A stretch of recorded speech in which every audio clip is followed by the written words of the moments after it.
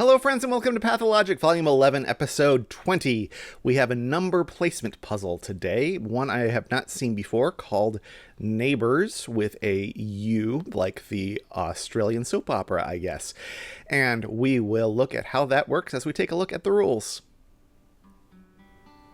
In Neighbours, we place one of the digits 1, 2, or 3 into each cell, one digit per cell, so that each digit appears exactly n over 3 times in each row and column, where n is the side length of the grid. It's a very mathy way of saying this, but basically we are doing an equal number of 1s, 2s, and 3s in every row and column. So in this example, since it is a 6 by 6, there are going to be 2 2s, 2 3s, 2 1s in every row and column. When we are going to look at a larger puzzle, a 9 by 9 would have 3 each. Some digits may also already be placed for you. We can see that. And after placing all digits, each white cell must touch at least one cell with the same number along an edge. And each gray cell must not touch any cells with the same number along an edge. So within the white region, this 2 has to touch another 2, and we can see that happens here in the example solution. This 1, since it's in a gray cell, can't touch any other 1s, and you can see that they're all 3s in this case. So that is satisfying that restriction. Those are the rules of Neighbours. So it's time to solve a puzzle. This Neighbours puzzle comes to us from Freddie Hand. The first thing I want to comment on is that I see that the rule about white cells being next to something of the same number implies that that same number will be also within the white region, because of that being a, do I have this right? Commutative relationship between the two of them. So that tells me that this 3 is paired up with a 3 here. It couldn't pair up here because then this gray cell would be broken. So our same cells are all going to be within this white region, so this 1 is also forced there. We know that these 2 will be the same number no matter what that number is, and it's not 1 because this 1 can't be next to a 1, and it's not 2. So these 2 together have to also be a 3. This cell can't be a 1 or a 3, so that's a 2. Now this can't be a 2 or a 3, so it's a 1. We can repeat that here. This is a 2. These, when they're only next to one number, give us less information. Let's see if we get similar things going on over here. These have to be different numbers. It's exactly the opposite problem. So these must be, so that gives us a lot less information, doesn't it? So this gets to be a 1 or a 3. So now we should probably consider what the other rule implies. So this is a 9 by 9 grid. So we will have 3 each of 1s, 2s, and 3s. We've got all 3 of our 3s.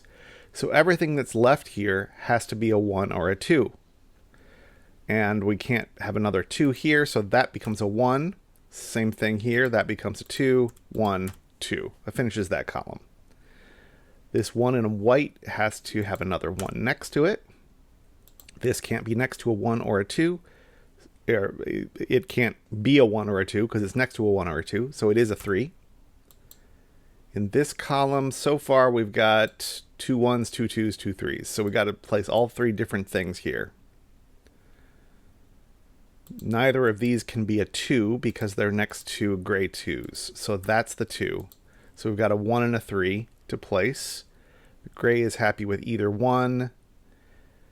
A 3 here would be bad because it couldn't possibly touch another 3.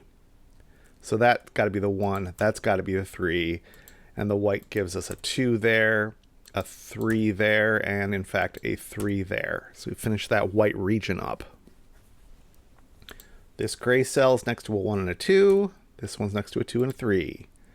This is next to 1 and 3. So this will just kind of cascade a little bit until we get to a point right here where the numbers are the same.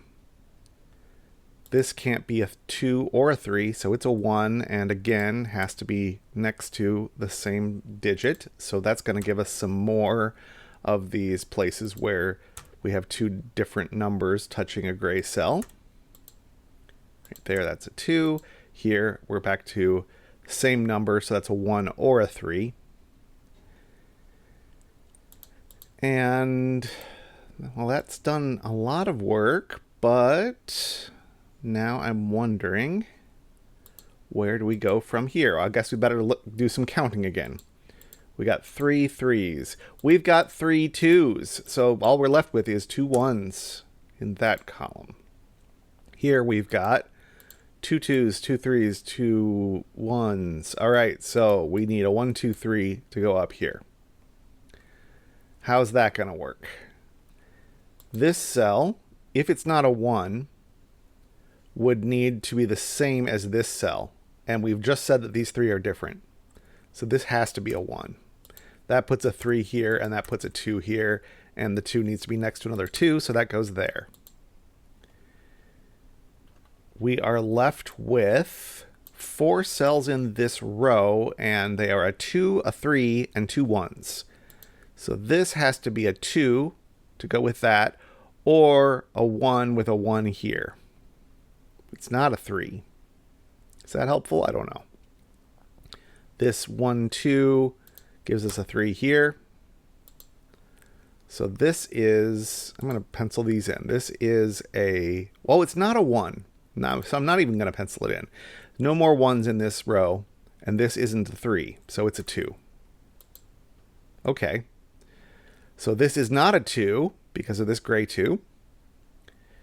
And it is not a 3 because it couldn't have another 3 next to it. So it is a 1 with another 1 next to it.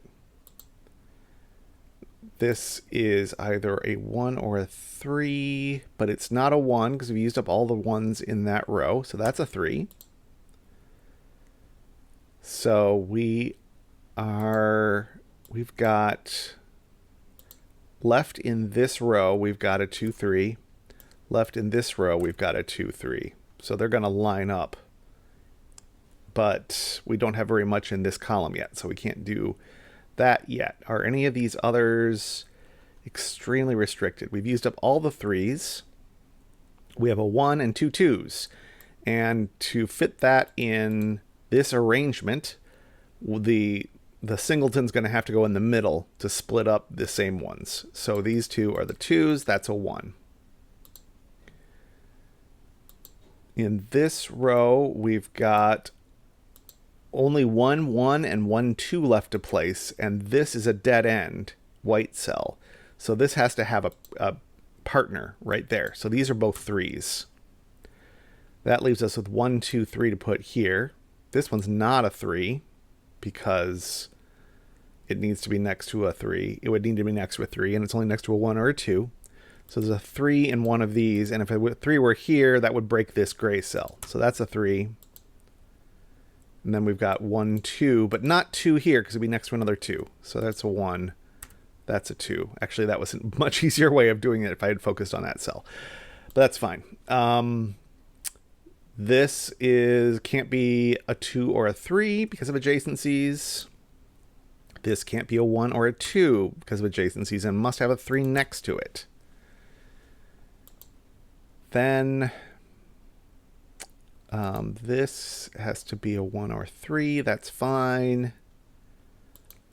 How does this column work? We need one more 1 in here. Probably have 2 2s here. Oh, yeah, we do know something. We know that these are matched up, we said. So there's a pair of 2s or a pair of 3s in each of these 2 dominoes. This can't be a pair of 3s because we've already got 2 3s. So this is the 2s, this is the 3s. Now we've done all the 2s in this. We need a 1 and a 3. And I'll pencil that in because it's a pair. In this column, we need a 2 and 2 1s, which I guess the 2 can't go there, so that's a 1. So this is a 1-2 pair. And we've done all the ones in this row. So we need a 2 and 2 3s. This cell can't be the same as either of these, so that's the singleton. That's the 2, and these are both 3s, which has given us 3 3s in this column. We have 2 2s in this column, so we've got 3 1s and a 2. These two can't be the same, so one of those is the 2, so both of those have to be 1, and this is 1 2 in some order. 2 is not next to another 2, so 1 2. Here we've got another 1 and a 2 to place. So they're in this order. We get that. This column needs a 2 and 2 3s. This cell can't be a 1 or a 2. That's a 3. That's going to clean this up. This is a 1 3. This is a 2. So this one is going to be a 1 to finish up that column, which forces this 2 to have a 2 neighbor. This 1 already has a neighbor, so it doesn't tell us anything about this. This is not a 3, so it's going to match up with one of these no matter what. This row needs a 1 and a 2. Fine. Oh, this 2 needs a neighbor. There's the 2. 1. This column needs another 3. This column needs another 3. And that is how you solve Neighbours.